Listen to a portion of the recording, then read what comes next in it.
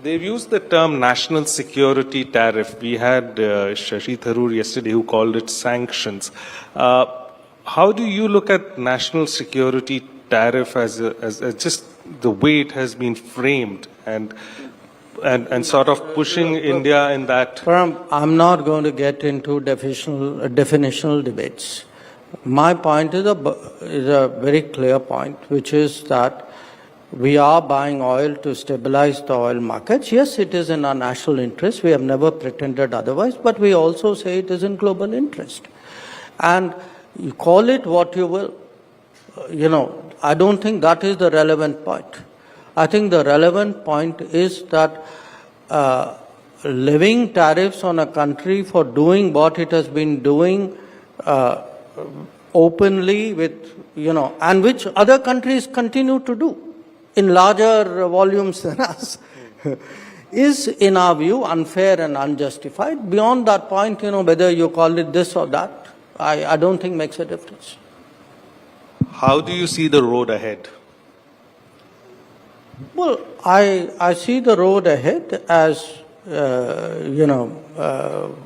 are two big countries. We need to have conversations. We are, as I said, the lines are not cut. People are talking to each other. And we will see where that goes. We hear that an ambassador has been appointed.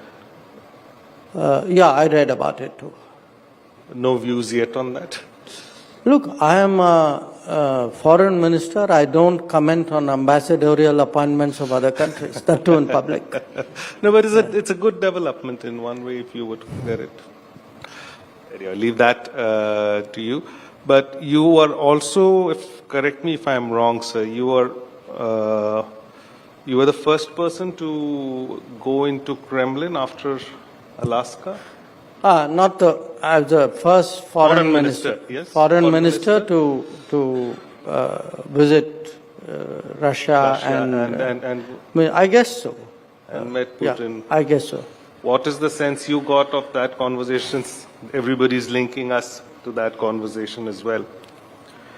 Well, there were two parts to it. I mean, one part of it was our own relations, and we have a practice of annual summits with the Russians.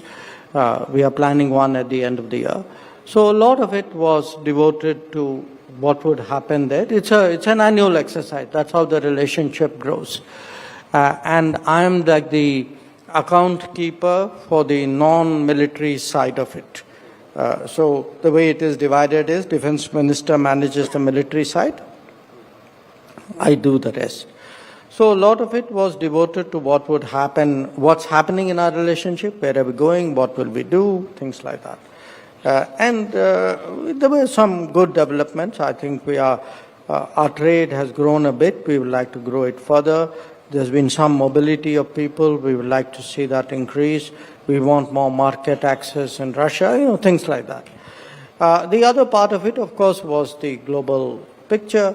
And particularly since President Putin had come out of Alaska, so he spoke to me about his views on, what was happening. And so, could you give us a window or an understanding of how that conversation has gone and how it's looking in the ground since you're coming from there? Well, obviously I'm constrained in many respects in doing that, but overall, look, where we stand, we've been very clear from the very start that we would like to see an early end to the conflict. We've also taken the view that in any conflict, it's for the parties concerned to sort it out. Okay? Now, in this particular case, because the parties concerned are also comfortable and the Americans took the initiative, we've been supportive of the efforts, because we're supportive of any efforts which would bring about that change. Now, it is a very complex situation there, because there are military complexities, there are political complexities, there's a whole history there. It involves, NATO, European Union. So there are a lot of moving parts there. So it's not as simple as sometimes it appears, in the media. But, overall, as I said, our good wishes are there for an early end to the conflict on terms which obviously the two sides have to settle. Mark the Alaska round as good progress as far as you know? Certainly, I think it would be a fair assessment, and you don't need a meeting with President Putin to say that. I think it was visible that in Alaska, a lot of things were talked about and some things were agreed about. So to that extent, yes, it was progress. We are fresh out of Operation Sindoor, and we saw the conflict, the way it played out and the way the Pakistanis fought with the help of Chinese, not just equipment, but as our military officials have also gone on record of, live cooperation between China and Pakistan. At the same time, you've had conversations which relate to India-China relationship, and there has been improvement on the northern borders, and your disengagement process has also moved at a decent pace, which has led to certain positive outcomes on the bilateral front. We now see a lot of easing up of economic restrictions which the Chinese had made. Now, how do we read it? Because there are some quarters which say there's a reset, or is it just normalization? How does industry also here understand it? Because China is an important economic partner. The nature of your business, media, in a way, is to correlate what happens with something which happened immediately before or in the same time frame. It's natural, understandable.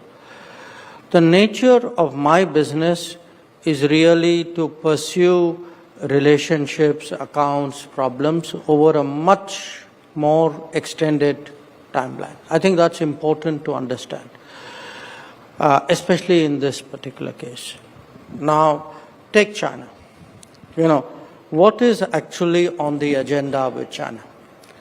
We have problems which go back to the 1950s, which is, for example, the boundary question. Okay?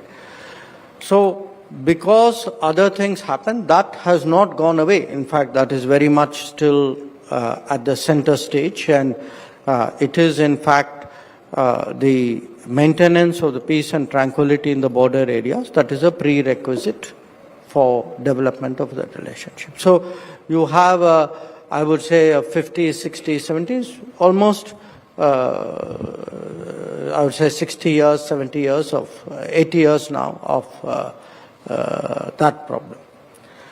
Then we have an issue which started in the early 2000s after China entered the WTO, which is the beginning of a trade deficit, and it rapidly became a concern.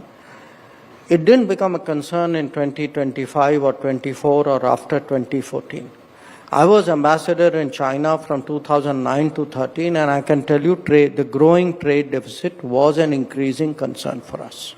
Okay, so you have a historical problem, then you have a problem which started maybe about 20, 25 years ago. Then we had some issues which came out of COVID. Okay. Say, for example, the stoppage of air flights, direct air flights, was an outcome of the COVID period. Even the halt to the Kailash Mansarovar Yatra, which is now resumed, also happened because of COVID. Then we had the Galwan clash and that very difficult period after that.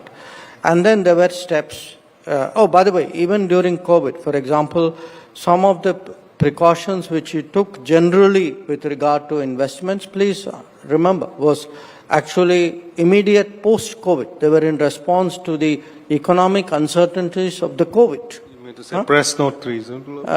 No. I think, even some of the investment issues which took place then. Because I think there was worry after COVID about takeover of companies when their valuations were dropping. Okay. So then you had the Galwan clash and that period, and then there were a set of issues which came out of it. So and then I must add to you, there are some issues which are of very recent origin. For example, the magnets for the auto industry.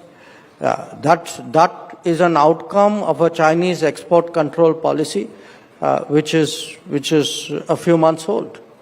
So it's not like there is one problem or one cluster of problems with a certain timeline. It is something, different problems have different histories, you could say, and were at different levels of processing. Now, look at the solution side.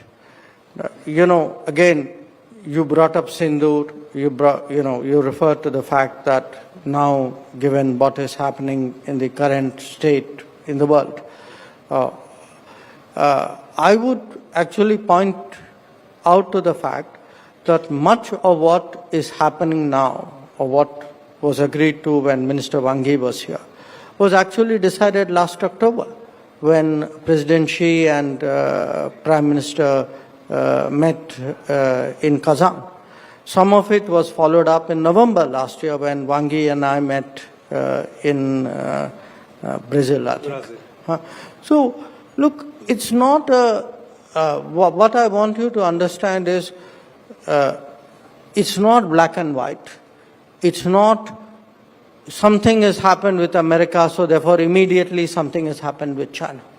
I mean, if you are looking at the kind of things we announced now, air flights was not decided now. I mean, we are just operationalizing something we wanted to work on.